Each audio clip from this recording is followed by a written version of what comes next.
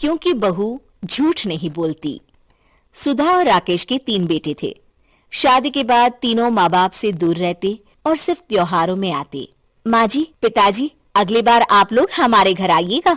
अरे नहीं बहू, सब यही आ जाते हैं तो घर खिला खिला लगता है। हाँ बहू, तू हमेशा बुलाती है तो जरूर आएंगे तेरे पास भी। हाँ हाँ, दीदी का घर बड़ा जो है, सब कुछ अपनी शादी के बाद दीदी को ही तो दे दिया था। हमें भी दिया होता तो हम भी बड़ा घर लेते। क्यों सुनील? अरे नहीं नहीं, पापा ने सबको एक बराबर ही दिया है। छोटी बहू, क्या चाहिए तुम्हें, बोलो। वो आपके सोने की चेन वाली घड़ी है ना, वो अगर आप मुझे, तभी वहाँ मजली बहू भी आ जाती है। और मुझे ना आपका मंगलसूत्र कितना लंबा, सुंदर और भारी भी है। अरे हाँ हाँ, तुम दोनों को ही दूंगी बहू, चिंता न करो। चलो अब खाना लगाओ, खाना खाया जाए। सभी मिलकर खाना खाते हैं कि पड़ोसन आ जाती है। अरे सुधा बहन, थोड़ी चीनी तो देना, घर में शक्कर नहीं है और मेहमान सर पर बैठे हैं। अरे छोटी बहू, चाची को शक्कर तो दे दो।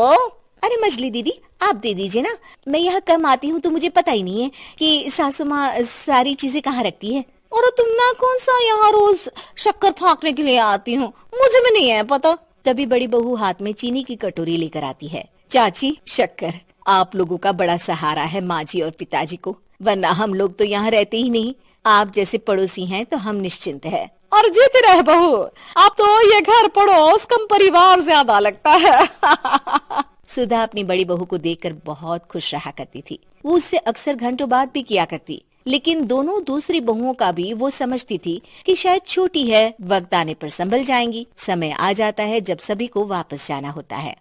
माँ जी, हम लोगों की फ्लाइट पहले है, हमें इजाजत दे। वो सास के गले लगकर चली जाती है। थोड़ी देर बाद छोटी बहू कहती है, माँ जी, मैं ना ये सोफे के कवर और चादरें ले जा रही हूँ, यहाँ तो ऐसी ही पड़ी रहेंगी। हाँ हाँ बहू, ले जा, और कुछ चाहिए तो बोल। और तो चाहिए बहुत कुछ, पर चलिए कोई बात नहीं, अगली बार ले जाऊंगी मैं।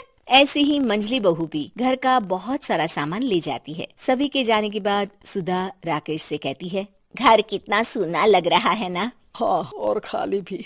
तुम्हारी दोनों बहुएं सब बटोर गई।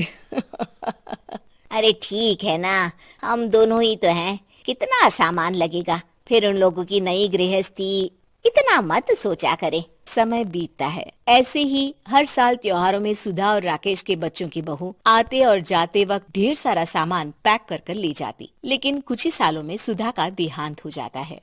पिताजी, आप यहाँ अकेले क्या करेंगे, हम लोगों के साथ चलिए। अरे नहीं नहीं बहू, इस घर में सुधा की यादें हैं, मैं उसे नहीं छोड़ सकता हूँ। अब तुम लोगों की माँ नहीं रही। देख लो, वैसे तो मैंने उसके जीते जी सब कुछ दे दिया है, लेकिन कुछ उसका पर्सनल कीमती सामान था जो ये है, ले लो। सामान में होती है एक घड़ी और एक मंगलसूत्र।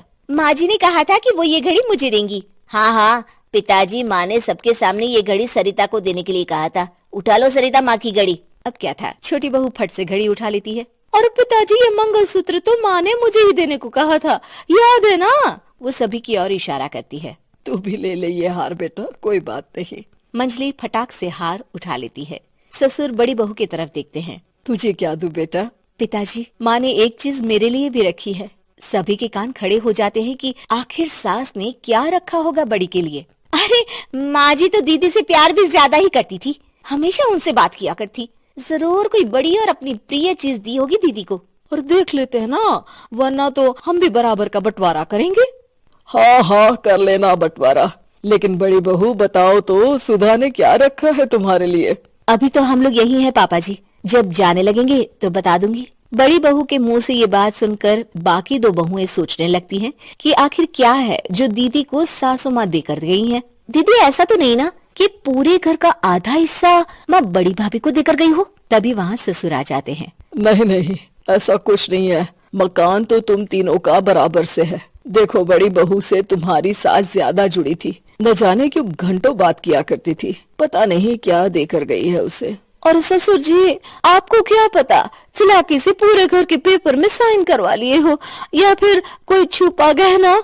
आखिर मकान पूरा तो आपने सासू माँ के नाम ही कर रखा था ना। अब घर में ये सस्पेंस बन जाता है कि आखिर बड़ी बहू क्या लेकर जाएगी। फिर वो दिन भी आ जाता है जब बड़ी बहू के जाने का समय हो जाता है। बेटा, परसों तुम चली जाओगी, बताया नहीं, माँ ने तुम्हें क्या दिया? घड़ी